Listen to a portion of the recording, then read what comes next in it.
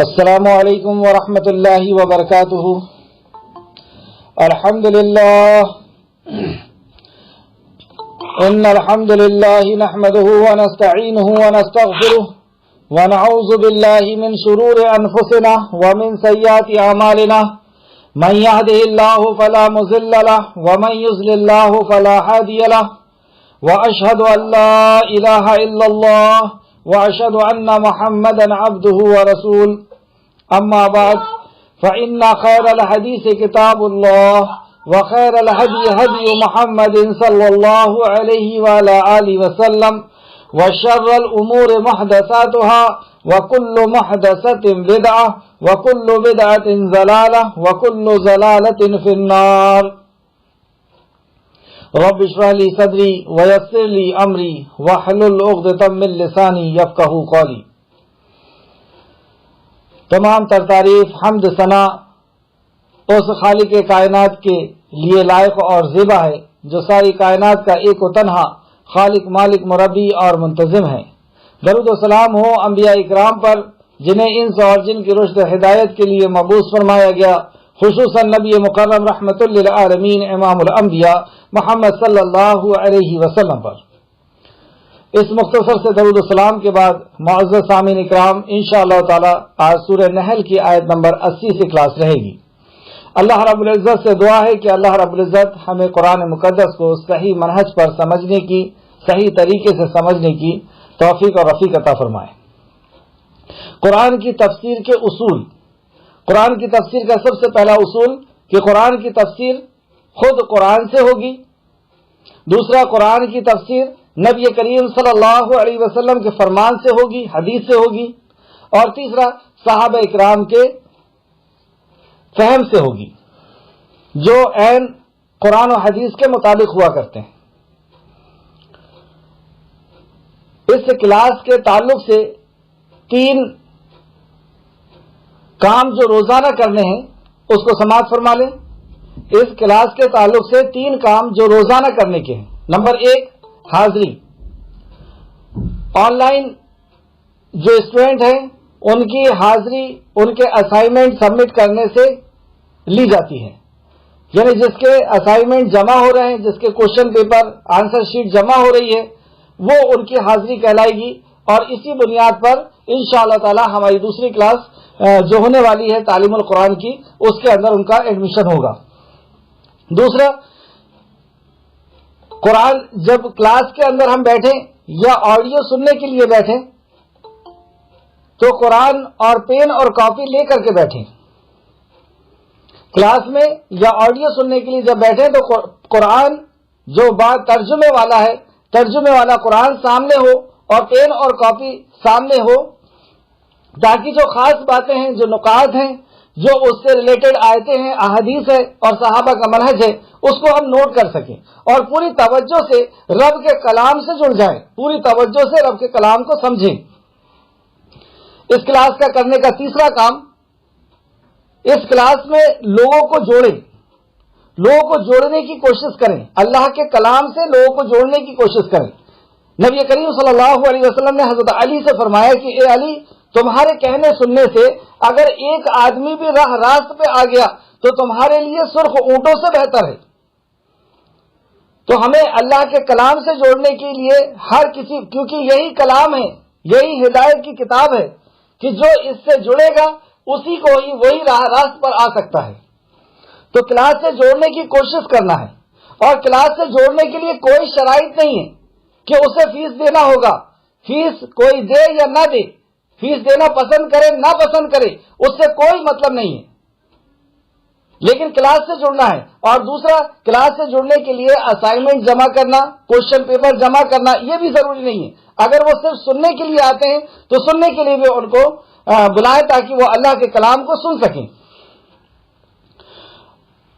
جو چاہے دے اور جو چاہے نہ دے، کوئی اس سے کوئی زبردستی اور کوئی کسی قسم کا ہمارے طرف سے یا ہمارے کوآرڈینیٹر کی طرف سے کبھی کسی کو نہ فون گیا ہے نہ جائے گا کہ آپ کو اسائنمنٹ جمع کرنا ہی ہوگا اور یا فیس دینا ہی ہوگا۔ فیس کے لیے کبھی کوئی کسی سے مطالبہ نہیں کیا جاتا۔ جو دینا چاہے دے، جو نہ دینا چاہے نہ دے، اس کا کوئی مطالبہ کہیں سے بھی نہیں ہے۔ بس ہمیں ہر طریقے سے اللہ رب العزت کے کلام سے جڑنا ہے، کیونکہ یہی ہماری دنیا اور آخرت کی نجات کا ذریعہ ہے۔ اللہ کا کلام، نبی کا فرمان، اطیعوا اللہ و اطیعوا الرسول۔ معزز سامعین اکرام،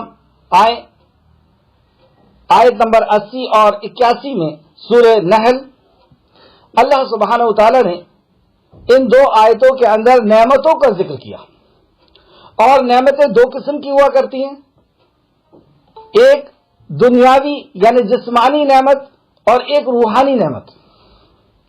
تو اس آیت میں 80 اور 81 نمبر کی آیت میں اللہ نے جسمانی نعمت یعنی دنیاوی نعمت کا تو ذکر کیا ہی، اور ساتھ میں روحانی نعمت کا بھی ذکر کیا۔ یہ اس دور کے تعلق سے بات کی جا رہی ہے، اس علاقے کے تعلق سے بات کی جا رہی ہے جو ریگستانی علاقہ ہے، جو صحرائی علاقہ ہے، جو مرستھلی علاقہ ہے، جہاں پہ لوگوں کی گزر بسر صرف اور صرف ایک علاقے میں نہیں رہا کرتی تھی۔ کبھی جہاں پر سبزہ ہے تو کچھ وقت وہاں رک گئے، اور پھر اپنے پورے ساز و سامان کے ساتھ، اپنے پورے خاندان کے ساتھ اور اپنے گھر کے ساتھ وہ ایک جگہ سے دوسری جگہ میں جا کر کے رہا کرتے تھے، جیسے خانہ بدوش جس کو کہا جاتا ہے، کیونکہ وہاں پر ریگستان ہونے کی وجہ سے ہمیشہ سبزہ نہیں ہوتا تھا، یعنی ہمیشہ ہریالی نہیں رہتی تھی کہ جس سے اس کے جانور چل سکے، اور ان کی معیشت، ان کی زندگی کا گزران پورا کی پورا انحصار ہوتا تھا، ڈیپینڈ ہوتا تھا جانوروں کے اوپر۔ تو ان کو اس انداز میں سمجھایا جا رہا ہے۔ آیت نمبر 80، اعوذ باللہ من الشیطان الرجیم، واللہ جعل لکم من بیوتکم سکنا، اور اللہ نے تمہارے لیے تمہارے گھروں کو جائے سکون بنایا۔ واقعی اللہ رب العزت نے گھر کے اندر، ہمارے گھر کے اندر ہمارے لیے سکون رکھا ہے، ورنہ آپ دیکھیں کہ ہم سے بڑے گھر کے اندر بھی اگر ہم جا کر کے رہ جائیں، 5 اسٹار ہوٹل میں بھی ہم رکیں، تو وہ سکون اور اطمینان ہمیں نصیب نہیں ہوتا جو ہمارے چھوٹے سے گھر کے اندر ہمیں اطمینان اور سکون نصیب ہوتا ہے۔ یہ اللہ رب العزت کی رحمت ہے کہ اللہ رب العزت نے ہمارے گھروں کے اندر ہمارے لیے سکون اور اطمینان رکھا ہے، ورنہ ہونا تو یہ چاہیے تھا کہ کوئی بڑا گھر ہے، کسی محل میں ہم رکے ہوئے ہیں، کسی بڑی ہوٹل میں ہم رکے ہوئے ہیں، تو وہاں سکون ملنا تھا، لیکن وہاں سکون نہیں، جو گھر کے اندر سکون ہوتا تھا۔ اللہ نے فرمایا واللہ، اور وہ اللہ ہی ہے، جعل لکم، جس نے بنایا، من بیوتکم، تمہارے گھر کو، سکنات، سکون اور اطمینان کی جگہ، اور تمہارے لیے چوپایوں کی کھالوں سے ایسے گھر بنائے جنہیں تم ہلکا سمجھتے ہو، اور اپنے کوچ کے دن ان جانوروں کی کھالوں سے تم اپنا گھر بناتے ہو، یعنی ٹینٹ بنا کر کے وہ لوگ رہا کرتے تھے، خیمے بنا کر کے وہ رہا کرتے تھے۔ تو یہ جانور کے کھالوں سے، چمڑے سے تم ٹینٹ بناتے ہو، اور جب تم کوچ کرتے ہو یعنی ایک جگہ سے دوسری جگہ تم جاتے ہو، تو وہ تمہارے جانے کے لیے بھی وہ ہلکا ہوتا ہے، اس سے ہوا سے، پانی سے، گرمی سے، دھوپ سے، ہر چیز سے حفاظت ہوتی ہے، اور تم اس جانور کے چمڑے کو اس طریقے سے استعمال کرتے ہو، اور اپنے قیام کے دن، اور ان چمڑوں کو، اور ان کے اون سے، مطلب اس جانور کے اون سے اور پشم سے، یعنی روئیں اور بال جو ہوتے ہیں، اس کو بھی تم استعمال کرتے ہو۔ تو چمڑے کا اللہ نے پہلے ذکر کیا، پہلے تو ذکر کیا اللہ نے گھر کا، کہ وہ گھر میں تمہارے لیے سکون ہے، اور وہ گھر کو تم کیسے بناتے ہو؟ تو وہ گھر کو تم چمڑے سے بناتے ہو، یعنی چمڑے کے ٹینٹ بناتے ہو، اور اس سے، اور پھر چمڑے سے جو بال نکلتا ہے، یعنی جو روئی نکلتی ہے، اون نکلتا ہے، جیسے بھیڑ کے اندر جو اون نکلتا ہے، اس سے بھی تم الگ الگ چیزیں، یعنی اپنے کپڑے وغیرہ بناتے ہو، یا غالیچے وغیرہ بناتے ہو، اور بھی دوسری جو اشیاء ہے وہ تم اس سے بناتے ہو، اور ان کے روئیں سے بھی تم کئی چیزوں کو بناتے ہو، اور ان بکریوں کے بالوں سے گھریلو اشیاء بناتے ہو، گھریلو چیزیں بناتے ہو، اور ایک مدت تک برتنے کی چیزیں، اور ایک مدت تک جیسے چمڑے سے ایک وہ بنایا کرتے تھے پانی رکھنے کی چیزیں، اور بھی دوسری چیزیں، صوفے کے اوپر کے کور، بستر کے اوپر کے کور، یہ ساری چیزیں یہ چمڑے سے بنایا جاتا تھا۔ اور اللہ نے اپنی تخلیق کو، اچھا ایک چیز اور دیکھیں کہ ان کا پوری معیشت، ان کی پوری زندگی اسی کے اوپر انحصار تھی، یعنی چمڑے کو بھی استعمال کر رہے ہیں، دودھ کو استعمال کر رہے ہیں، گوشت کو استعمال کر رہے ہیں، اور بال کو استعمال کر رہے ہیں، روئے کو استعمال کر رہے ہیں، اور گوبر، اور اس سے کاروبار بھی اسی سے کر رہے ہیں. مطلب پورا کی پورا ریوڑ ان کا جو تھا یہی ان کی زندگی گزارنے کا سامان ہوا کرتا تھا. تو ان نعمتوں کا اللہ رب العزت نے ذکر کیا، اور کہیں نہ کہیں اس کا استعمال ہم لوگ بھی کر رہے ہیں. جیکٹ اور وغیرہ مطلب کپڑے کے لیے بھی ہم استعمال کرتے ہیں، اور بھی دوسری چیزوں کے لیے ہم استعمال کرتے ہیں. اور اللہ نے اپنی تخلیق کردہ چیزوں سے تمہارے لیے سائے بنائے. اللہ کی تخلیق کردہ چیزوں سے سائے بنائے. جیسے ہم جو سلیب جس کے نیچے ہم لوگ بیٹھے ہوئے ہیں، یہ بھی اللہ کی تخلیق کی ہوئی چیزوں کا جوڑ ہے. جیسے سیمنٹ وغیرہ ہے، لوہا، گٹی، ریت، اس سے مل کر کے بنا. اور اس طریقے سے پہاڑ، اس طریقے سے بادل، یہ سب ہمارے لیے سائے کی چیزیں ہیں.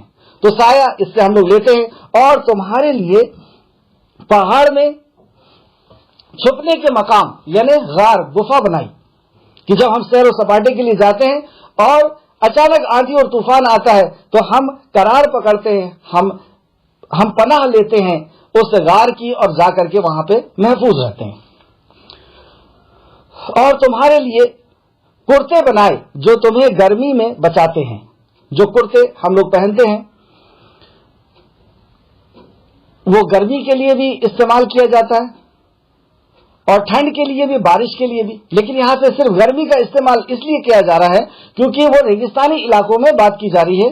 تو گرمی کے لیے بھی استعمال کرتے ہیں، ٹھنڈ کے لیے بھی، بارش کے لیے بھی، زینت کے لیے بھی، خوبصورتی کے لیے بھی ہم کرتے کو استعمال کرتے ہیں. اور جسم کو چھپانے کے لیے، اصل اس کی پیدائش کا مقصد تو جسم کو چھپانے کے لیے ہے. اور لباس ہن، لباس میں ہم اس کی تفسیر پڑھ چکے ہیں کہ لباس کتنی قیمتی چیز ہے، کتنی عظیم الشان اللہ رب العزت کی نعمت ہے. تو اسی چمڑے سے تم کرتا بھی بناتے ہو. اور کرتے جو تمہارے لڑائی میں تمہیں بچاتے ہیں.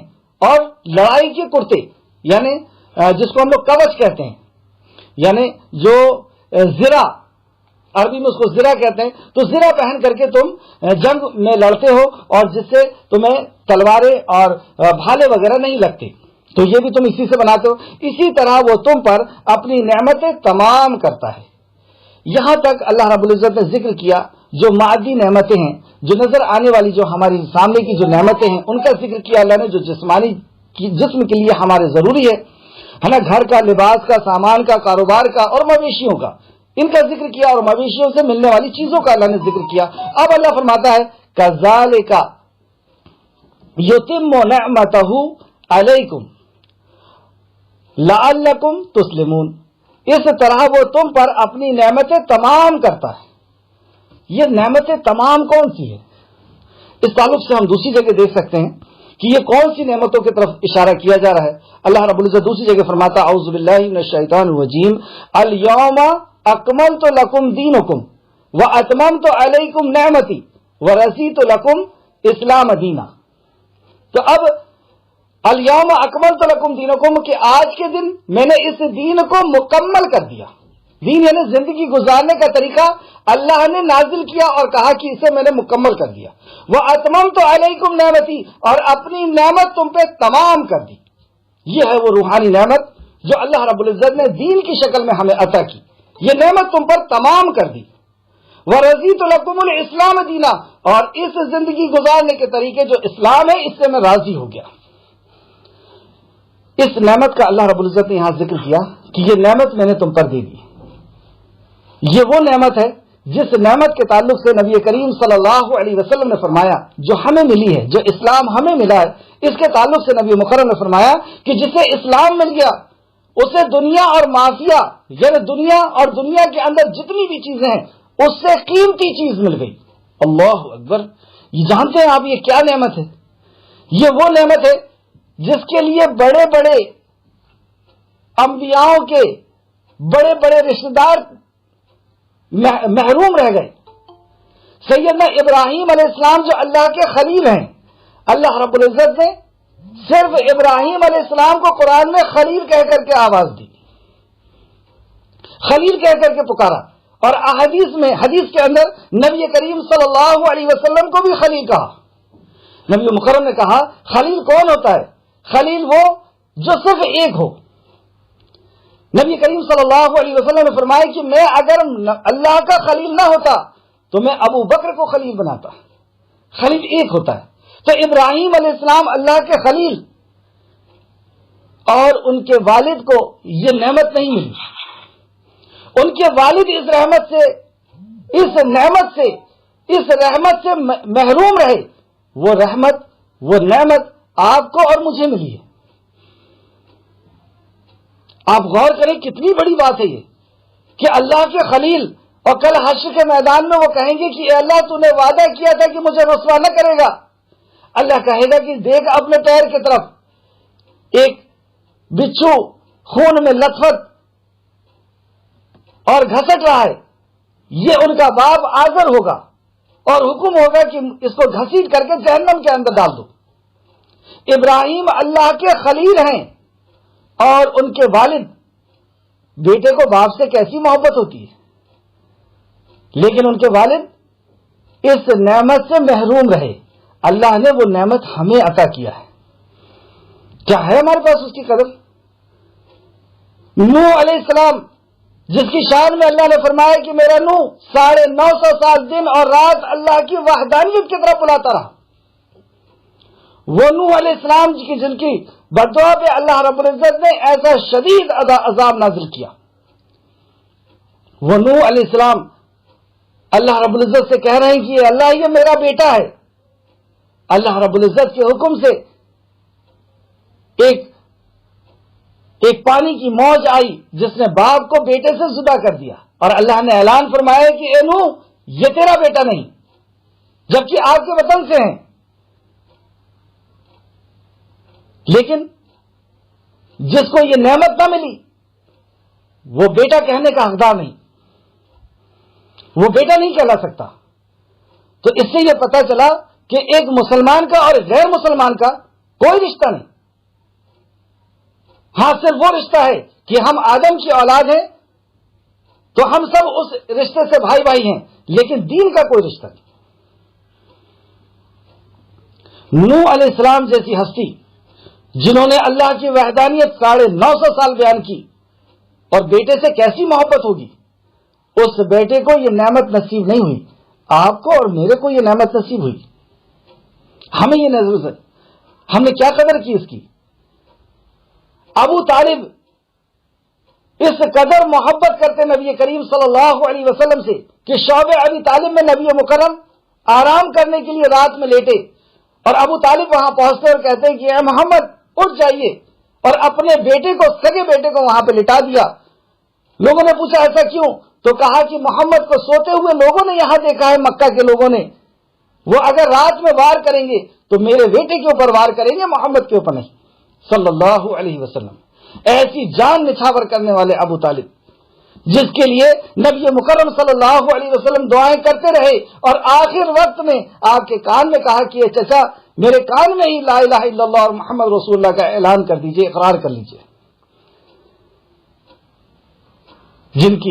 لیکن جس سے نبی مکرم اتنی محبت کرتے، اور جو نبی مکرم سے اتنی محبت کرتے، لیکن اس کے بعد بھی اللہ نے اسے یہ نعمت نہیں دی جو ہمیں دی ہے. کیا ہم نے قدر کی اس کی؟ اور ہم یہ سمجھ لیں کہ جس نعمت کو اللہ نے ہمیں دیا ہے، اس نعمت کی اگر ہم نے قدر نہیں کی تو وہ چیز جو اللہ رب العزت ہمیں دیتا ہے وہ چیز چھین لیتا ہے. نعمت کی اگر قدر نہ کریں گے تو وہ نعمت چھین لی جائے گی. یہ دین ہمیں دیا، کیا ہم نے اس کے حدود کو جانا، اس کی شریعت کو، اس دین کو، اس زندگی گزارنے کے طریقے کو جانا؟ تو نہیں جانا. مسلمان گھر میں پیدا ہونے کے بعد، ایمان والے گھر میں پیدا ہونے کے بعد ہم نے اس کی قدر نہیں کی. کما حقہ جیسی ہونا چاہیے تھا. اس کے بعد ہمیں جو نعمت دی وہ نعمت نبی کریم صلی اللہ علیہ وسلم کو اللہ نے دیا. اللہ فرماتا ہے لقد من اللہ علی المؤمنین اذ بعث فیہم رسولا من انفسہم یتلو علیہم آیاتہ، کہ میں نے مومنوں میں نے تم پر احسان کیا کہ تمہیں میں سے ایک رسول بھیجا جو میری آیتیں تم پر پڑھ کر کے. یہ احسان ہے اللہ رب العزت کا کہ اللہ رب العزت نے یہ نعمت ہمیں دی کہ نبی کریم صلی اللہ علیہ وسلم اس دین کو سمجھانے کے لیے رحمت للعالمین کا انتخاب کیا، امام الانبیاء کا انتخاب کیا. جس نبی نے اماموں کی امامت کرائی، انبیاؤں کی امامت کرائی، اس نبی کو، اس رحمت للعالمین کو اللہ رب العزت نے آپ کے اور میرے لیے منتخب کیا. یہ انعام کیا اللہ رب العزت نے، جو کہا کہ میں نے اپنی نعمت تم پر تمام کی. اللہ رب العزت نے ایک ایسی عظیم الشان چیز ہمیں عطا کی جو روئے زمین کے اندر اس سے قیمتی کوئی چیز نہیں، اور وہ ہے اللہ رب العزت کا کلام. اللہ فرماتا ہے قل بفضل اللہ وبرحمتہ فبذلک فلیفرحوا ھو خیر مما یجمعون. تم جو جمع کرتے ہو اس میں بہتر جمع کرنا. قل، اے نبی مکرم کہہ دیجئے، قل بفضل اللہ وبرحمتہ، یہ اللہ کا فضل ہے، اس کی رحمت ہے. فبذلک فلیفرحوا، تو تمہیں چاہیے کہ تم اسے پا کر کے خوش ہو جاؤ، اس نعمت کو پا کر کے خوش ہو جاؤ. اور تم جو جمع کرتے ہو اس میں بہتر جمع کرنا ہے، قرآن کا جمع کرنا ہے. تو روح زمین کے اندر اللہ کے کلام سے اونچی کوئی چیز، اس سے قیمتی کوئی چیز نہیں، اس کے دین سے قیمتی چیز، اس کی شریعت سے قیمتی چیز اور کوئی نہیں. یہ زندگی گزارنے کا دستور حیات جو ہمارے لیے امن اور امان ہے، جو ہمارے لیے سکون اور اطمینان ہے، جو اس دنیا کے اندر عزت اور شان ہے، اور قبر کے اندر اور حشر کے اندر اور ہمیشہ ہمیشہ کی زندگی کے اندر یہ دین اللہ نے ہمیں عطا کیا. ہم نے قدر کی، کتنا سیکھا. اللہ کے کلام سے ہمارا کیا تعلق، اللہ کے نبی کی سیرت، آپ کی حیات طیبہ، آپ کے کردار اور آپ کے سنتوں سے ہمارا کیا تعلق. آپ پھر سے سوچیں کہ کتنے بڑے بڑے لوگ تھے یہ. نوح علیہ السلام، ابراہیم علیہ السلام، نبی کریم صلی اللہ علیہ وسلم، لوط علیہ السلام، ان کے خاص رشتہ دار. کسی کی بیٹی، کسی کی بیوی ہے لوط علیہ السلام، نوح علیہ السلام کا بیٹا ہے، ابراہیم اللہ کے خلیل ان کے والد ہیں، نبی مکرم کے چچا ہیں. یہ محروم رہ گئے اس ہدایت سے، اس نعمت سے، اس دین سے جو دین اللہ نے ہمیں دیا ہے. اگر ہم نے اس کی قدر نہ کی تو جس بھی چیز کی قدر نہیں کی جاتی وہ چیز ہمارے ہاتھ سے چلے جاتی ہے. اللہ رب العزت سے دعا ہے کہ اللہ رب العزت اس کی قدر کرنے کی ہمیں سب کو توفیق عطا فرمائے. تو یہاں پہ اللہ رب العزت نے فرمایا کہ اسی طرح وہ تم پر اپنی نعمتیں تمام کرتا ہے. کیوں دیا یہ نعمت؟ تاکہ تم مطیع ہو جاؤ، تاکہ تم تسلمون، تم تابع فرمان ہو جاؤ، مسلم ہو جاؤ. پورے دین کا اور خلاصہ اور پورے قرآن کا پہلا لفظ، پورے دین کا خلاصہ قرآن کا پہلا لفظ الحمدللہ رب العالمین. اللہ رب العزت کی حمد، اس کے کلام کو پا کر کے، اس کے دین کو پا کر کے، اس کے نبی کو پا کر کے صلی اللہ علیہ وسلم، اس کی نعمتوں کو پا کر کے اللہ رب العزت یہ ساری نعمتوں کے بدلے میں ہم سے صرف یہ چاہتا ہے کہ ہم اس کا شکر ادا کر لیں، اس کی توحید کو قبول کر لیں. آگے اس کی اور تفسیر ہوگی، دیکھیں آپ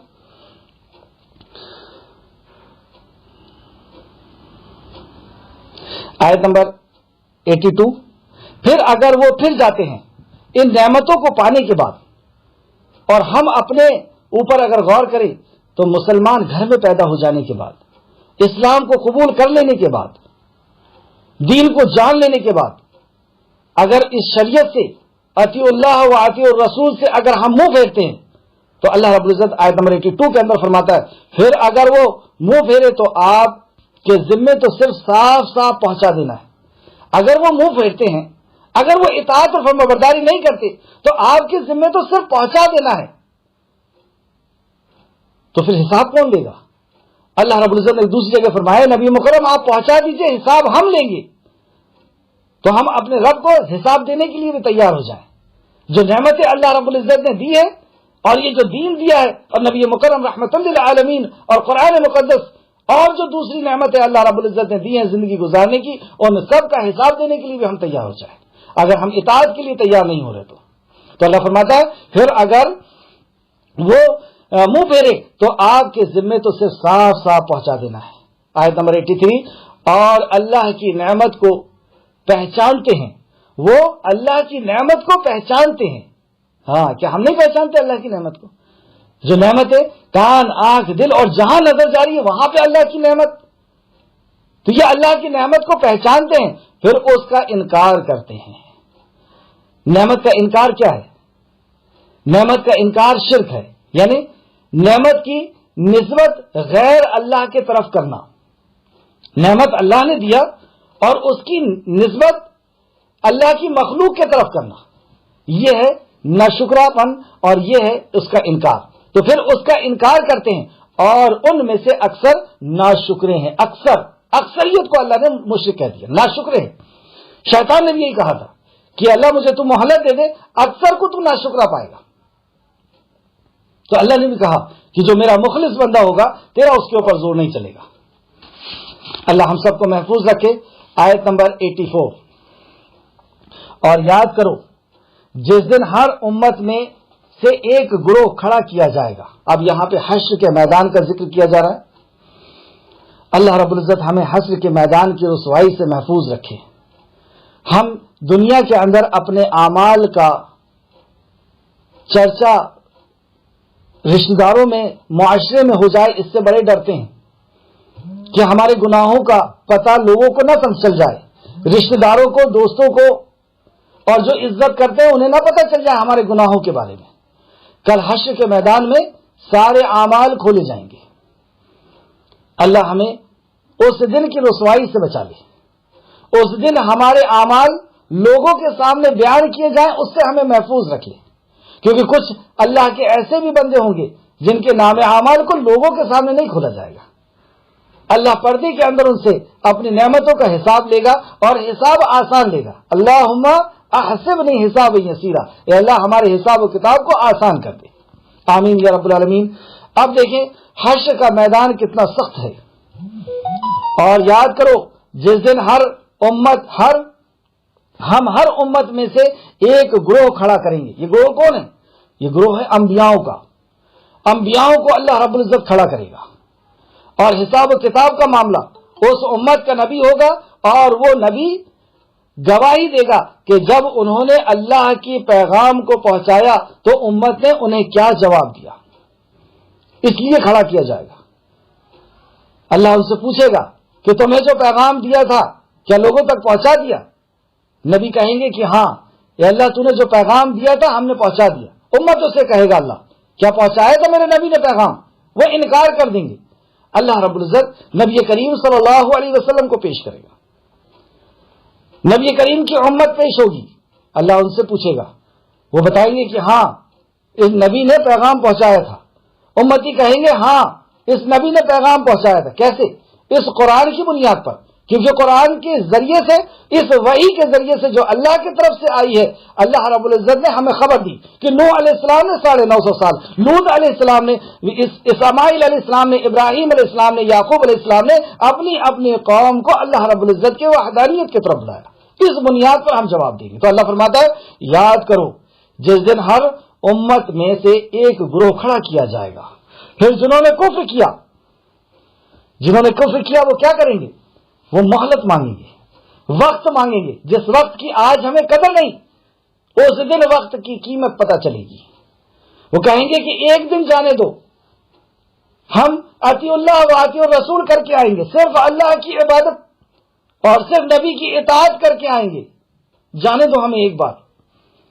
تو پھر جنہوں نے کفر کیا انہیں اجازت نہ دی جائے گی، پھر لوٹنے کی اجازت، پھر عمل کی اجازت، پھر وقت نہیں دیا جائے گا. آج وقت ہے ہمارے پاس، آج ہم توبہ کر سکتے ہیں، آج ہم اللہ کے مطیع اور فرمانبردار ہو سکتے ہیں. وہ اللہ جس کے پاس ہمیں جانا ہے، جس نے ہمیں پہلی بار پیدا کیا، جو ہمیں دوبارہ پیدا کرنے پہ قادر ہے، وہ ہمیں پیدا کرے گا اور اپنی مخلوق کے اوپر کیے ہوئے ظلم کا حساب لے گا.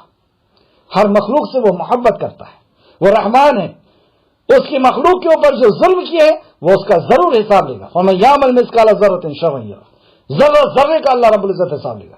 تو انہیں اجازت نہ دی جائے گی اور نہ ان سے توبہ کہ مطالبہ کیا جائے گا، نہ ان سے کوئی توبہ کا مطالبہ، یعنی اس کی توبہ قبول نہ کی جائے گی.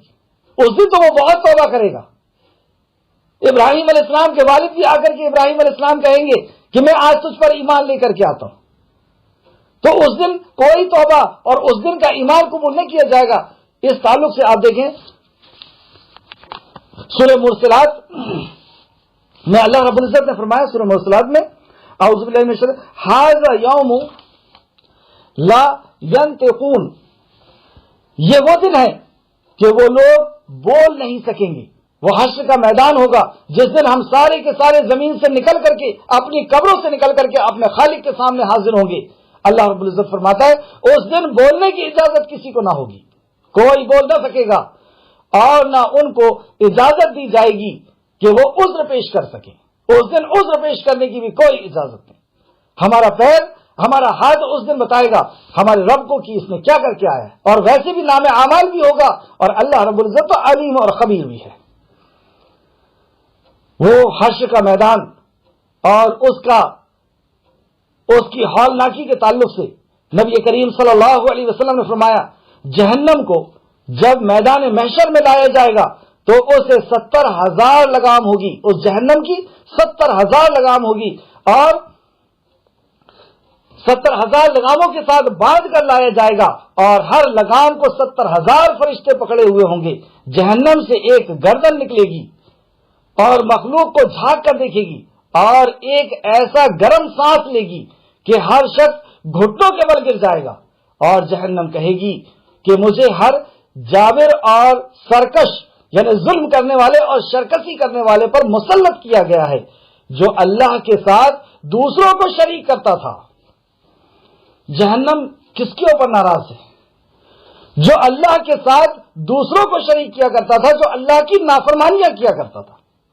جہنم اس سے اس قدر غصے میں ہے کہ جب اس کو لے کر کے آیا جائے گا تو اس کو کنٹرول کرنے کے لیے 1-2 لگام نہیں 70,000 لگام ہوگی. جیسے آپ دیکھتے ہیں کہ قربانی کے بکرے کو جب ہم لوگ رکھتے ہیں گھر میں, اور جب وہ دانہ دیکھ لیتا ہے, جب وہ کھانے کی چیز کوئی دیکھ لیتا ہے تو کتنی بری طریقے سے اس کے طرف لپکتا ہے, اس کھانے کی چیز کی طرف, کہ اس کا ایک گرما ہوتا ہے, ایک لگام ہوتی ہے, اور مضبوط سے مضبوط آدمی بھی اس کو پکڑتا ہے اور وہ بکرا کھینچ کر کے اس کو لے کر کے چلا جاتا ہے. یہ ایسی ایک لگام وہاں پہ جہنمیوں کو دیکھ کر کے, اور مطلب ان لوگوں کو دیکھ کر کے جنہوں نے اللہ کے ساتھ کسی اور کو شریک کیا تھا, اللہ کے علاوہ کسی اور کو حاجت روا اور مشکل کشا سمجھا تھا, اللہ کے در کو چھوڑ کر کے کسی اور کے در میں گیا تھا, اور یہ کہا تھا کہ وہاں نہیں ملتا, وہ دینے والا نہیں, وہ رحمان نہیں, وہ رزاق نہیں, وہ قادر نہیں.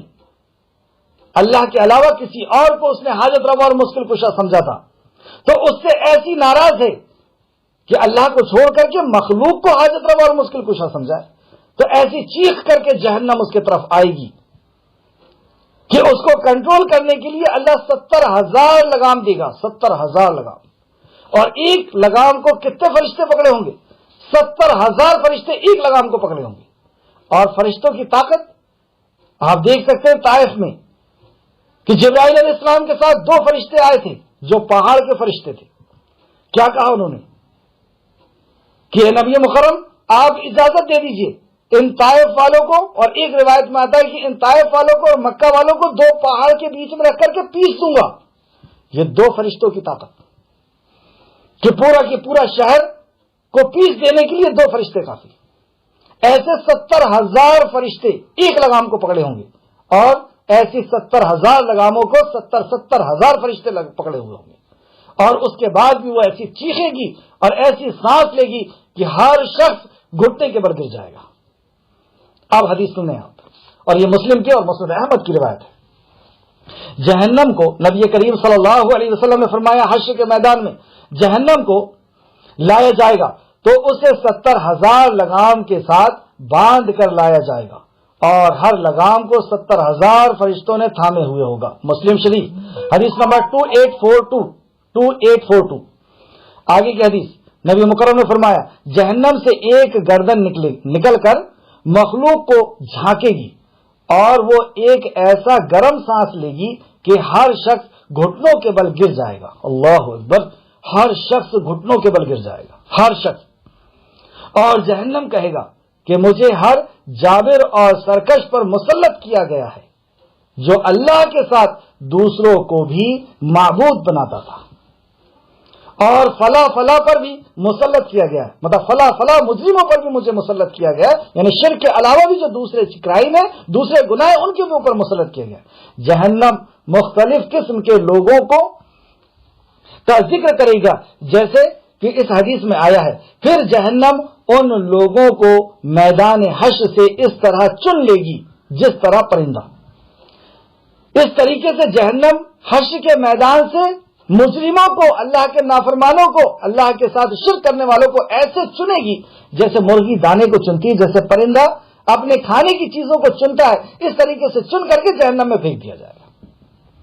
سورہ فرقان آیت نمبر 12 اور 13 کے اندر اللہ فرماتا ہے، جس وقت وہ مسند احمد، یہ جو حدیث دوسری والی میں نے آپ کو بتایا کہ وہ چنے گی، مسند احمد جلد نمبر 6 اور حدیث نمبر 110، مسند احمد جلد نمبر 6 حدیث نمبر 110، سورہ فرقان آیت نمبر 12 اور 13، جس وقت اللہ فرماتا ہے جس وقت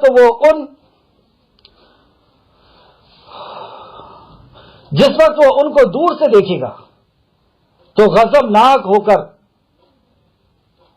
اس شخص کے مطلب اسے غیظ اور غضب سے اس طریقے سے وہ غضبناک ہوگا جہنم، اور چیخے گا، چیخنے چلانے کو سنیں گے، مطلب جہنم کی چیخ اور چلانے کو سنیں گے۔ سورہ ملک میں بھی اللہ نے فرمایا کہ ایسے پھٹے گی جہنم کہ جیسا لگے گا کہ جہنم پھٹ پڑے گی، ایسی اس کی چیخ اور چلاہٹ کی آواز آئے گی۔ کس سے ناراض ہے؟ یہ اللہ کی مخلوق، اور آپ سمجھ لیں اللہ کی ہر مخلوق مشرکوں سے ناراض ہوتی ہے۔ سورہ مریم کی آخر آیتوں میں اللہ رب العزت نے فرمایا کہ اس شرک کو دیکھ کر کے آسمان پھٹ پڑے، زمین پھٹ جائے، شک ہو جائے اور اس میں لوگوں کو دھسا دے، اور پہاڑ ریزہ ریزہ ہو کر کے گر جائے۔ جو یہ شرک کرتے اس قدر ناراض ہوتی ہے، اگر اللہ نہ تھامے تو یہ آسمان پھٹ کر کے ہمیں ختم کر دے۔ اس شرک سے کوئی چیز، اور جو ہے حضرت سلیمان علیہ السلام نے جب ہدہد کو حکم دیا کہ وہ آیا نہیں میری اس میٹنگ میں، اس لشکر میں اسے سخت سزا دوں گا، میں اسے ذبح کر دوں گا، یا اسے سخت سزا دوں گا، یا اسے شرعی عذر پیش کرنا ہوگا، تو وہ شرعی عذر پیش کرتا ہے ہدہد کہ اے سلیمان تم نہیں جانتے میں کہاں سے آ رہا ہوں، میں ایسے شہر سے آ رہا ہوں جس شہر کا نام سبا ہے، میں ایسے دیش سے آ رہا ہوں جس دیش کا نام شبا ہے، وہاں پہ ایک رانی راج کرتی ہے، اس کا درباری تخت بڑا، اور وہ اللہ کے ساتھ، وہ اللہ جو عرش عظیم کا مالک ہے، اس کے علاوہ کسی اور کی عبادت، سورج کی عبادت کرتے ہیں۔ تو ایک ہدہد، ایک چھوٹا سا پرندہ، وہ بھی شرک کو برداشت نہیں کر رہا اور للکار کر کے اپنے وقت کے نبی کو کہہ رہا ہے کہ وہاں پہ شرک ہو رہا ہے، میں وہاں پہ تھا۔ تو اللہ کی کوئی مخلوق اللہ کے ساتھ شریک کرنے کو پسند نہیں کرتی، کیونکہ اللہ کی معرفت ہے انہیں۔ یہ انسانی ہے، یہ ہم ہی ہیں کہ ہم اپنے خالق کی معرفت کرنے کو بھی تیار ہیں، اس کی پہچان کرنے کو بھی تیار ہیں، اس کو جاننے کو، اپنے رب کو جاننے کے لیے تیار ہیں۔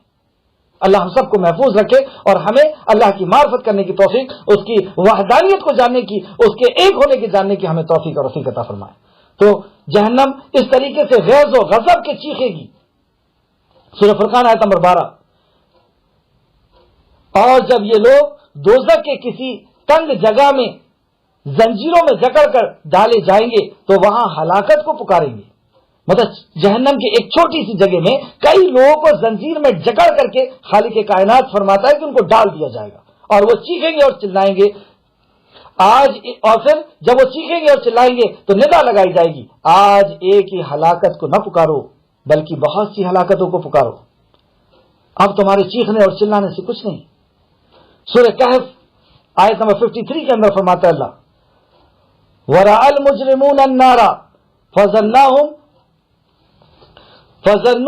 أَنَّهُمْ مُوَاقِعُوهَا وَلَمْ يَجِدُوا عَنْهَا مَصْرِفُونَ، اور مجرم لوگ دوزخ کو دیکھیں گے تو یقین کر لیں گے کہ وہ اس میں پڑنے والے ہیں، مطلب اس کے اندر وہ گرنے والے ہیں۔ جب وہ جہنم کو دیکھیں گے حشر کے میدان میں تو وہ یقین کر لیں گے آج تو ہمیں اس میں جانا ہے، گر پڑیں گے اور اس میں بچنے کا کوئی بھی راستہ نہ ہوگا۔ اس طریقے سے سورہ انبیاء کی آیت نمبر 39 میں اللہ فرماتا ہے، ایک کاش کافر اس وقت کو جان لے۔ سبحان اللہ، کون کہہ رہا ہے؟ اللہ رب العزت فرما رہا ہے کہ ایک کاش کہ کافر اس وقت کو جان لے، مطلب دنیا میں وہی جان لے۔ کیا سمجھ میں آیا اس بات سے کہ اللہ رب العزت یہ چاہتا ہے کہ کافر جان لے، تو ہمیں چاہیے کہ ہم کافروں تک یہ پیغام پہنچا دیں، وہ جان لیں، وہ بچ جائیں جہنم سے، وہ جہنم سے بچنے کے بارے میں سوچ لیں یا حجت ان کے اوپر پوری ہو جائے۔ اب آپ انداز دیکھیں اللہ رب العزت کا، کاش اللہ فرماتا ہے سورہ انبیاء آیت نمبر 39، کاش کافر اس وقت کو جانے جب وہ اپنے چہروں سے دوزخ کی آگ کو روکنے کی کوشش کریں گے، دوزخ کی آگ کو اپنے چہرے سے روک نہ پائیں گے اور نہ اپنے پیٹوں سے۔ جب آپ دیکھتے ہیں کہ جب کسی کو مارا جاتا ہے یا آگ کی لپٹ آتی ہے تو آدمی سب سے پہلے اپنے چہرے کو بچانے کی کوشش کرتا ہے، جب مارا جاتا ہے تب بھی چہرے کو بچانے کی کوشش کرتا ہے، کیونکہ چہرہ ہی اس کی پہچان ہوا کرتی ہے۔ تو جہنم کی جب آگ کی لپٹ آئے گی تو اللہ رب العزت فرماتا ہے کہ یہ اپنے چہرے کو نہ بچا پائیں گے اور نہ یہ اپنے پیٹ کو بچا پائیں گے اور نہ ان کی کوئی مدد کی جائے گی، بلکہ قیامت ان پر ناگواہ یعنی اچانک آ پہنچے گی، پھر نہ تو اس کو ہٹا سکیں گے اور نہ اس کی مہلت دی جائے گی۔ مطلب وہاں پر جہنم کو ہلکی کر کے یا کچھ اور ڈال کر کے کوئی مہلت وہاں نہیں دی جائے گی کہ تھوڑا سا تم سستا لو یا ادھر ادھر ہو جاؤ، جہنم تو جلتی ہی رہے گی اور جلنے پر بھی وہ ختم نہیں ہوگی۔ جیسے آج ہم سورج دیکھتے ہیں کہ ہزاروں سال سے جل رہا ہے لیکن ختم نہیں ہوا، اس طریقے سے اللہ رب العزت جہنم کو بھی جلا کر کے اور وہ ختم نہیں کی جائے گی۔ تو یہ حشر کے میدان کا منظر جو اللہ رب العزت نے فرمایا، پھر سے آیت کو سماعت فرمائے، آیت نمبر 84، اور یاد کرو جس دن ہر امت میں سے ایک گروہ کھڑا کریں گے، پھر جنہوں نے کفر کیا انہیں اجازت نہیں دی جائے گی اور نہ ان سے توبہ ہی کا مطالبہ کیا جائے گا، یعنی توبہ قبول کی جائے گی، اور جن لوگوں نے ظلم کیا جب وہ عذاب دیکھ لیں گے تو نہ ان سے عذاب تخفیف کیا جائے گا یعنی ہلکا کیا جائے گا، ہٹایا جائے گا، اور نہ ان کو ڈھیل دی جائے گی، اس عذاب سے ان کو ڈھیل بھی نہیں دی جائے گی۔ آیت نمبر 85 اور جن لوگوں نے شرک کیا جب وہ اپنے شرکا کو دیکھیں گے تو کہیں گے، مطلب خود ساختہ جنہوں نے اپنے شرکا بنا رکھے ہیں جن کے ساتھ وہ شرک کرتے تھے، اس آیت کو اس طریقے سے بھی سمجھ سکتے ہیں، اور جب وہ لوگوں نے جنہوں نے اللہ کے علاوہ کسی اور کو حاجت روا اور مشکل کشا بنایا تھا، تو جب وہ ان کو دیکھیں گے، اپنے شرکا کو دیکھیں گے جن کے ساتھ وہ اللہ کو شریک کرتے تھے، جن کو اللہ کے ساتھ شریک کرتے تھے، ان کو جب وہ دیکھیں گے جو خود ساختہ بنائے تھے، تو ظاہر سی بات ہے کہ وہ انکار کر دیں گے۔ جیسے آیت میں آگے آیا اے ہمارے رب، تو وہ ان کو دیکھ کر کے کہیں گے کہ اے ہمارے رب۔ اب وہاں پہ توحید ربوبیت کا بھی اقرار ہے، اور دنیا میں بھی آدمی توحید ربوبیت کا اقرار کرتا ہے، انکار کس کا کرتا ہے؟ توحید الوہیت اور اسماء الحسنہ کا۔ تو اس وجہ سے وہ مشرک بن کر کے وہاں پہ گیا نا، تو وہ اے ہمارے رب، یہ ہمارے شریک ہے جنہیں ہم تیرے سوا پکارتے تھے، وہاں پہ وہ کہیں گے۔ تب وہ شریک تب وہ جن کو اللہ کے علاوہ حاجت روا اور مشکل کشا سمجھتے تھے، تو وہ شریک کہیں گے، ان کی بات ان کے طرف پھیر دیں گے اور کہیں گے بلا شبہ تم تو یقیناً جھوٹے ہو۔ مطلب وہ انکار کر دیں گے اللہ کے علاوہ جن کی عبادت کی جاتی ہے، جن کو عبادت یعنی جن کو ضرورت کا پورا کرنے والا اور مصیبت کو دور کرنے والا سمجھا جاتا ہے، اس کی عبادت کی جاتی ہے۔ تو جب یہ ان کو حشر کے میدان میں دیکھیں گے تو یہ انکار کر دینے والے ہیں، کیونکہ انہوں نے خود بنایا ہوا ہے، یہ خود ساختہ بنایا ہوا ہے۔ کیا ان انبیاؤں نے کہا تھا کہ ہماری عبادت کرنا؟ عیسیٰ علیہ السلام نے کہا تھا کہ مجھے تم میرے گرجا گھر بنانا، الگ الگ چرچ بنانا اور مجھ سے مانگنے کے لیے آنا، میرے سے ضرورت پوری کرنے کے لیے آنا؟ کیا کسی پتھر نے کہا ہے کہ میں حاجت روا ہوں، میں مشکل کشا ہوں؟ کسی جانور نے کہا ہے کہ میں حاجت روا ہوں، میں مشکل کشا ہوں؟ کسی انسان نے کہا ہے کہ آ کر کے میرے پاس تم چادر لے کر کے آنا اور تبرک لے کر کے آنا اور پھول لے کر کے آنا اور اس سے مجھ سے مانگ لینا، میں حاجت روا ہوں، میں مشکل کشا ہوں؟ کس نے کہا؟ تو نہ انسان نے اور کسی نے بھی یہ نہیں کہا، کسی مخلوق نے نہیں کہا۔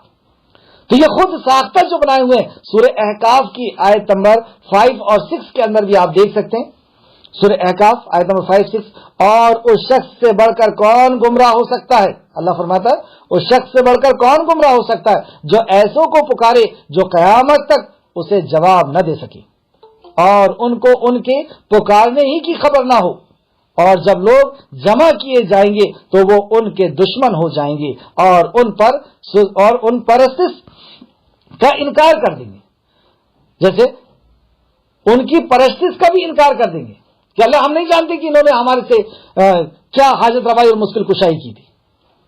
جیسے عیسیٰ علیہ السلام سے سوال ہونا ہے کہ اے عیسیٰ تم نے کہا تھا کہ میں حاجت روا اور مشکل کشا ہوں، جس کا مفہوم میں بتا رہا ہوں۔ وہ کہیں گے کہ اللہ میں جب تک ان کے بیچ میں تھا میں نے ایسا نہیں کیا، اور میرے بعد انہوں نے کیا کیا میں نہیں جانتا۔ تو گویا کہ ابھی کیا یہ لوگ کر رہے ہیں عیسیٰ علیہ السلام نہیں جانتے، تو وقت کے نبی نہیں جانتے تو ان کے بعد والے کیسے جانیں گے؟ صدیق کا نمبر تو انبیاء کے بعد ہے، شہداء کا نمبر اور بزرگان دین کا ولیوں کا نمبر تو انبیاء کے بعد ہے، اور انبیاء کیا کہہ رہے ہیں عیسیٰ علیہ السلام ہم نہیں جانتے، میرے بعد انہوں نے کیا کیا مجھے نہیں پتا۔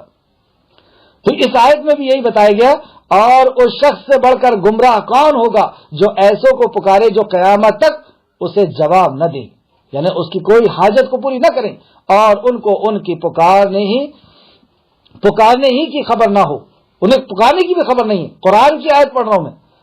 اور جب لوگ جمع کیے جائیں گے، یعنی وہی حشر کا میدان جمع کیے جائیں گے تو وہ ان کے دشمن ہو جائیں گے اور ان پر ان کی پرستش سے انکار کر دیں گے، مطلب ان کی عبادت کا انکار کر دیں گے۔ اس طریقے سے سورہ مریم آیت نمبر 82 کے اندر اللہ فرماتا ہے، 81 اور 82 کے اندر، اور ان لوگوں نے اللہ کے سوا اور معبود بنا لیے ہیں تاکہ وہ اللہ کے لیے مددگار ہوں، مطلب اللہ کے علاوہ کوئی اور معبود بنا لیے تاکہ وہ ان کے مددگار ہوں۔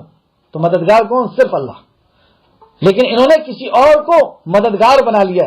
ہرگز نہیں، وہ ان کی پرستش سے انکار کر دیں گے، مطلب جن کی آج یہ جن کو معبود بنا رہے ہیں وہ ان کی پرستش سے انکار کر دیں گے حشر کے میدان میں، اور ان کی مخالف ہو جائیں گے۔ حضرت ابراہیم اللہ کے خلیل ابراہیم علیہ السلام نے اپنی قوم سے فرمایا، سورہ عنکبوت آیت نمبر 25، پھر قیامت کے دن تم ایک دوسرے سے انکار کر دو گے، مطلب یہ جن کی تم عبادت کرتے ہو یہ سب انکار کرنے والے ہیں تمہاری۔ سورہ قصص آیت نمبر 64 کے اندر فرمایا، اور کہا جائے گا اپنے شریکوں کو بلاؤ تو وہ انہیں پکاریں گے پس وہ ان کے جواب نہیں دیں گے، مطلب وہاں پر بھی اللہ رب العزت کہے گا کہ اپنی مشکل کو دور کرنے کے لیے آج جہنم چیخ رہی ہے، چلا رہی ہے، تمہارے لیے تیار ہے، غیظ و غضب کا اس کا چیخنا اور چلانا ہو رہا ہے۔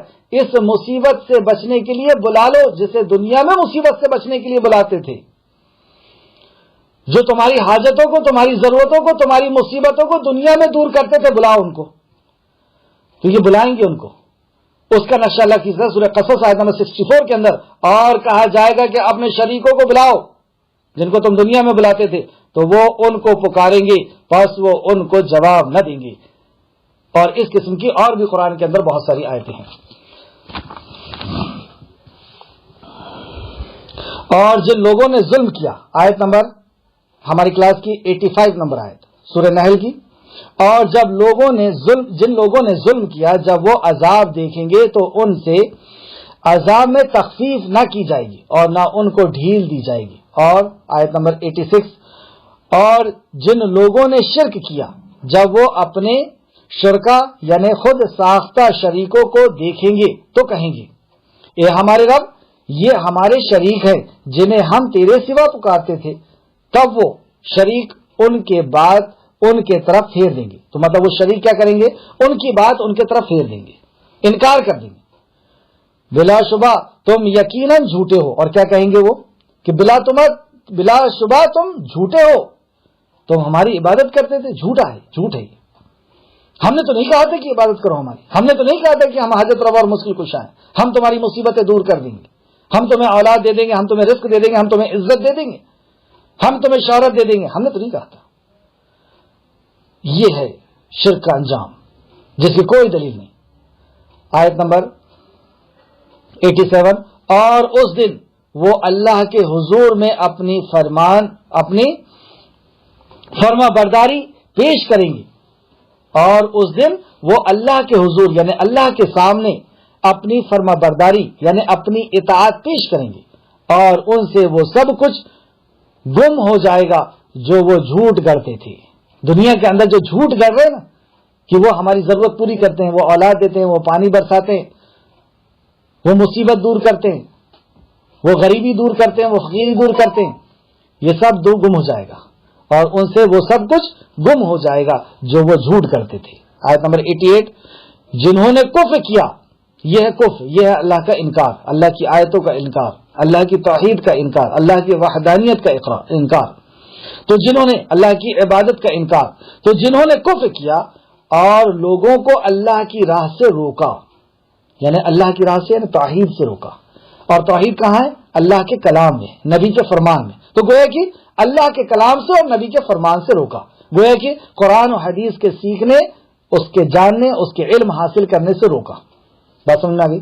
تو جنہوں نے کفر کیا اور لوگوں کو اللہ کی راہ سے روکا، ہم انہیں عذاب پر عذاب زیادہ دیں گے، اس لیے کہ وہ فساد کرتے تھے. یہ زمین کے اندر کا فساد کیا ہے؟ جب آدمی کے پاس علم نہیں ہوگا وحی کا، جب آدمی کے پاس، جب انسان کے پاس اللہ کے کلام کا علم نہیں ہوگا، نبی کے فرمان کا علم نہیں ہوگا، تو وہ نافرمانی کرے گا. اور نافرمانی ہی اللہ کی اور اللہ کے نبی کی نافرمانی ہی زمین کا فساد ہے. اسی سے امن اور امان ختم ہوگا، اسی سے حقوق ٹوٹیں گے، اسی سے حقوق کی پابندی نہیں ہوگی. آج کی کلاس کی آخر آیت. اور اے نبی یاد کریں، اور جس دن ہم ہر امت میں ان پر انہی میں سے ایک گواہ کھڑا کریں گے. مطلب حشر کے میدان کا ہی واقعہ چل رہا ہے کہ اور جس دن یعنی حشر کے میدان میں ہم ہر امت میں سے ان پر انہی میں سے ایک گواہ کھڑا کریں گے. یعنی لوگ ہوں گے، قافلے ہوں گے، خاندانیں ہوں گی، دیش ہوں گے، اور ان کے بیچ میں ایک کو کھڑا کیا جائے گا اور آپ کو ان لوگوں پر گواہ بنایا جائے گا. یعنی ہر لوگوں میں ایک نبی کو کھڑا کیا جائے گا اور نبی کو، نبی کریم صلی اللہ علیہ وسلم کو ان کا گواہ بنایا جائے گا. جیسے سورہ نساء کی اس سے ملتی جلتی آیت ہے، سورہ نساء آیت نمبر 41 کے اندر. جیسے عبداللہ بن مسعود رضی اللہ عنہ سے نبی کریم صلی اللہ علیہ وسلم نے کہا، اے عبداللہ قرآن سناؤ. حضرت عبداللہ بن مسعود نے سورہ نساء سنانا شروع کیا. دیکھیے خود صاحب قرآن آپ کے اوپر نازل ہوتا تھا، لیکن اس کے بعد بھی نبی کریم صلی اللہ علیہ وسلم قرآن سے ایسی تعلق، ایسی محبت کہ آپ اس کو سننا بھی پسند کر رہے ہیں. اور اپنے ایک صحابی سے کہتے ہیں، حضرت عبداللہ بن مسعود سے، کہ قرآن سناؤ. اور انہوں نے جب قرآن سورہ نساء سنانا شروع کیا اور جب اس آیت پر پہنچے، آیت نمبر 41 پر، تو بھلا اس دن کیا حال ہوگا جب ہم ہر امت میں سے ایک گواہ کو لائیں گے اور آپ کو ان لوگوں پر گواہ بنا کر لائیں گے. تو نبی کریم صلی اللہ علیہ وسلم نے حضرت مسعود سے کہا کہ بس کرو بس کرو. حضرت مسعود فرماتے ہیں کہ جب میں نے نبی مکرم صلی اللہ علیہ وسلم کی طرف دیکھا تو آپ زار و قطار رو رہے تھے، آپ کی آنکھیں اشک بار تھیں. بخاری شریف حدیث نمبر 5050، مسلم شریف حدیث نمبر 800. کیا پتہ چلا اس سے؟ اس کا مطلب یہ ہے، تفسیر ابن کثیر جلد نمبر 3 صفحہ نمبر 585، جس ذات گرامی نے آپ پر اس کتاب کو نازل فرمایا ہے اور جس تبلیغ کو آپ پر فرض قرار دیا ہے، وہ اس کے بارے میں قیامت کے دن آپ سے پوچھے گا. اللہ اکبر. سورہ اعراف آیت نمبر 6. تو جن لوگوں کی طرف پیغمبر بھیجے گئے ہم ان سے بھی باز پرس کریں گے اور پیغمبروں سے بھی ضرور پوچھیں گے. اللہ فرماتا ہے کہ جس کے طرف پیغمبر بھیجے گئے تھے ان سے بھی ہم پوچھیں گے کہ کیا میرا پیغام تم تک نہیں پہنچا تھا، اور نبی سے بھی پوچھیں گے کیا ہمارا پیغام تم نے نہیں پہنچایا تھا. سورہ ہجر آیت نمبر 92-93. سو آپ کے پروردگار کی قسم ان سب سے ضرور پوچھ تچھ کی جائے گی، ان سے ضرور پوچھا جائے گا. قسم کھا لیا اللہ رب العزت نے کہ میں ایک ایک انسان سے وہاں پوچھوں گا کہ کیا تمہارے تک پیغمبر نہیں آیا تھا، میرا پیغام نہیں آیا تھا. ان سب سے ضرور باز پرس کی جائے گی ان کاموں کی جو وہ کرتے تھے. اور فرمایا اللہ رب العزت نے سورہ مائدہ آیت نمبر 109، سورہ مائدہ آیت نمبر، اس دن کو یاد کرو، کرنے کے لائق ہے. وہ دن یاد کرنے کے لائق ہے، مطلب حشر کا دن، جس دن اللہ پیغمبروں کو جمع کرے گا، پھر ان سے پوچھے گا کہ تمہیں کیا جواب ملا تھا. مطلب تمہیں قوموں کی طرف بھیجا گیا تھا، لوگوں کی طرف بھیجا گیا تھا، تو اے میرے نبیوں تمہیں کیا جواب دی تھی اس امت نے، ان لوگوں نے؟ وہ عرض کریں گے اے ہمارے پروردگار، اے ہمارے رب، کوئی علم نہیں، تو ہمیں کوئی علم نہیں۔ اعوذ باللہ من الشیطان، وہ عرض کریں گے کہ ہمیں کوئی علم نہیں، تو ہی عالم الغیب ہے۔ اور فرمایا اللہ رب العزت نے سورہ قصص آیت نمبر 85 کے اندر، اے پیغمبرو، بے شک جن نے اللہ نے آپ پر قرآن کو فرض کیا ہے وہ آپ کو لوٹنے کی جگہ کی طرف پہنچائے گا۔ اے پیغمبرو، بے شک جس اللہ نے آپ پر قرآن کے احکام کو فرض کیا ہے وہ آپ کو اس طرف ضرور لوٹائے گا۔ تو یہ تھا پورا مفہوم کہ نبی کریم صلی اللہ علیہ وسلم نے جب اس بات کو سنا جو آپ پہلے سے بھی جانتے تھے، تو بات آپ کو ذہن میں تازہ ہوئی کہ اللہ رب العزت ہمیں حشر کے میدان میں کھڑا کرے گا اور پوچھے گا لوگوں سے کہ کیا انبیاء نے پیغام نہیں پہنچا دیا، اور انبیاء سے بھی پوچھے گا کہ کیا تم نے پیغام پہنچایا ہے۔ اس فکر اور اس ذمہ داری کو، جو نبوت اور رسالت کی ذمہ داری تھی، جو اس پیغام کا حق تھا کہ اس پیغام کو لوگوں تک پہنچائیں، اور یہ حق اب ہمارے اوپر ہے کہ ہم اس پیغام کو پہنچائیں، کیونکہ نبی مکرم نے فرمایا کہ میری بات تمہارے پاس امانت ہے اس وقت تک جب تک لوگوں تک نہ پہنچا دو۔ قرآن امانت ہے ہمارے پاس، یہ دین ہمارے پاس امانت ہے کہ ہم اس کو لوگوں تک پہنچا دیں۔ قرآن میں اللہ رب العزت نے دوسری جگہ فرمایا کنتم خیر امت اخرجت للناس تأمرون بالمعروف وتنہون عن المنکر وتؤمنون باللہ۔ تو یہ ہم مکلف کیے گئے ہیں کہ ہم اس پیغام کو پہنچائیں۔ تو قوموں کو اٹھایا جائے گا اور قوموں سے پوچھا جائے گا کہ کیا، انبیاء سے پہلے پوچھا جائے گا کیا تم نے پیغام پہنچا دیا؟ انبیاء کہیں گے کہ یا رب ہم نے پیغام پہنچا دیا۔ امت سے اللہ پوچھے گا کیا اس نبی نے تمہیں پیغام پہنچائے تھے؟ امت تو وہاں پہ انکار کرے گی بچنے کے لیے جہنم کو دیکھ کر کے۔ تو اللہ کہے گا کہ کیا تمہارے پاس کوئی گواہ ہے؟ تو انبیاء کہیں گے کہ ہاں ہمارے پاس گواہ ہیں، محمد صلی اللہ علیہ وسلم اور آپ کے ساتھی، آپ کی امت۔ تو پھر یہاں پہ وہی چیز بتائی کہ انہیں بھی بلایا جائے گا، اور پھر نبی کریم کہیں گے کہ ہاں انہوں نے پیغام پہنچایا تھا، اور امت یعنی ہم بھی گواہی دیں گے کہ اس قرآن کی بنیاد پر۔ اور گواہی کب دیں گے؟ جب ہمیں قرآن کا علم ہوگا کہ ہاں نوح علیہ السلام نے اپنی قوم کو پہنچایا تھا پیغام، لوط علیہ السلام نے پہنچایا تھا، ابراہیم علیہ السلام نے پہنچایا تھا۔ اور اگر نہیں ہوگا تو کیا ہم گواہی دے پائیں گے؟ اور گواہی نہیں دیے تو کیا حال ہوگا؟ نبی کریم جیسی ہستی اس آیت کو سن کر کے اسقبار ہو گئی، وہ زارو قطار رو رہے اور اپنے صحابی سے کہتے ہیں اے عبداللہ بس کرو۔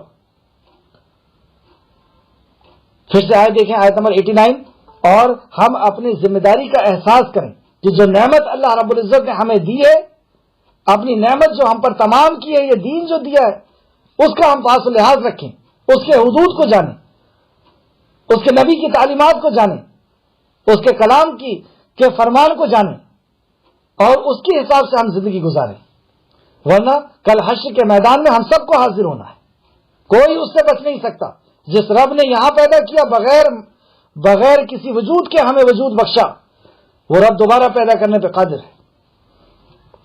تو اللہ فرماتا ہے آیت نمبر 89، اور اے نبی یاد کرو جس دن ہم ہر امت میں سے ان پر انہی میں سے ایک گواہ کھڑا کریں گے، یہ گواہی ہوگی وہاں، انہی میں سے ایک گواہ انبیاء کو کھڑا کیا جائے گا، اور آپ کو ان لوگوں پر گواہ لایا جائے گا۔ اور نبی کریم صلی اللہ علیہ وسلم اب آپ کو گواہ لایا جائے گا کہ واقعی اس نبی نے پہنچائے تھے نہیں پہنچائے تھے۔